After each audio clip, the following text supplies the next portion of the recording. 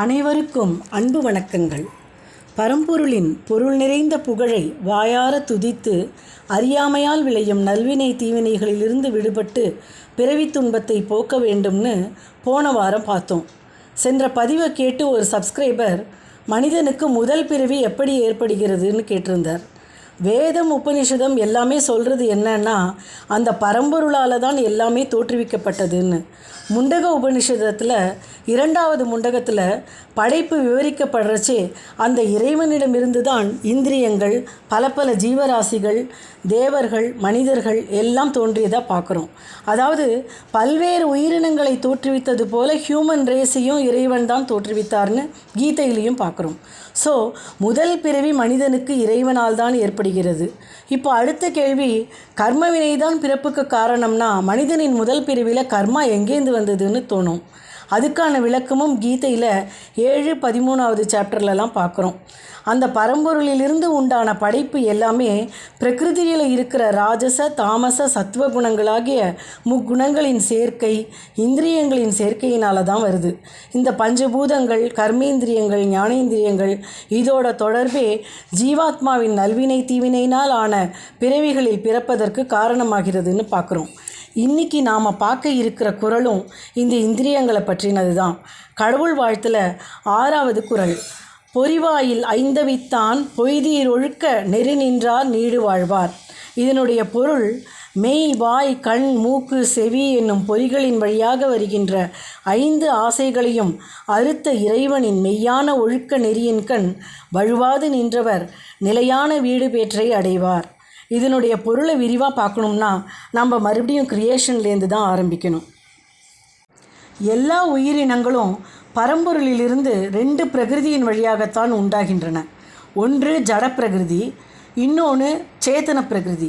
அதாவது மனம், புத்தி, அகங்காரம் ஆகியவையும் முக்குண சேர்க்கையினால் ஆன பஞ்சபூதங்களாகிய நிலம், நீர், நெருப்பு, காற்று, ஆகாசம் ஆகிய 5 இது எல்லாம் சேர்ந்து 8 வகையை கொண்டது ஜடப்பிரகிருதி. இவை எல்லாவற்றையுமே தாங்கி நிற்கின்ற ஜீவாத்மாவை கொண்ட மற்றொன்று சேதன பிரகிருதி. இந்த பிரகிருதியில் இருந்து கொண்டுதான் ஜீவாத்மா எல்லாவற்றையும் அனுபவிக்கிறது. அந்த ஜீவாத்மாவின் உலகியல் வாழ்க்கை ஜடப்பிரகிருதியில் உண்டான புலன்களின் வழியாகத்தான் நடந்தாகணும். இதுதான் இயல்பான நெறி. விஷயங்களை துய்ப்பதற்காகத்தான் நமக்கு 5 புலன்களாகிய மெய், வாய், கண், மூக்கு, செவி இதெல்லாம் கொடுக்கப்பட்டிருக்கு. வெளி உலக தொடர்பு எல்லாமே இந்த 5 புலன்களின் வழியாக தொடுதல், சுவைத்தல், காணுதல், முகர்தல், கேட்டல் மூலமாக நமக்கு ஏற்படுகிறது. இவை தோற்றுவிக்கும் ஆசைகள் தான் நமக்கு வாழ்க்கை நகர உந்து சக்தியாக இருக்குது.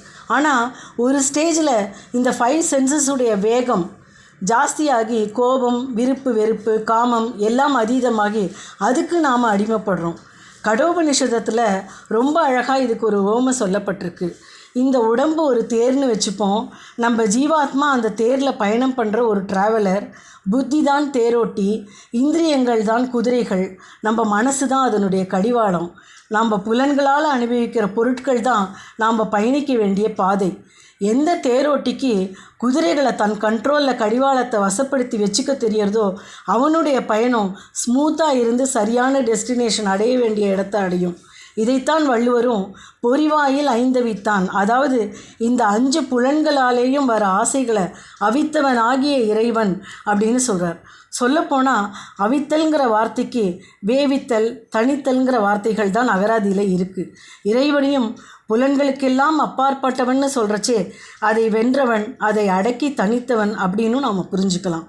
நமக்கும் இதில் வாழ்க்கை பாடம் என்னன்னா, புலன்களை அழிக்க முடியாது, அழிக்கவும் சொல்லலை, அதை வழிப்படுத்தணும், நெறிப்படுத்தி சரியான பாதையில் செலுத்தணும்.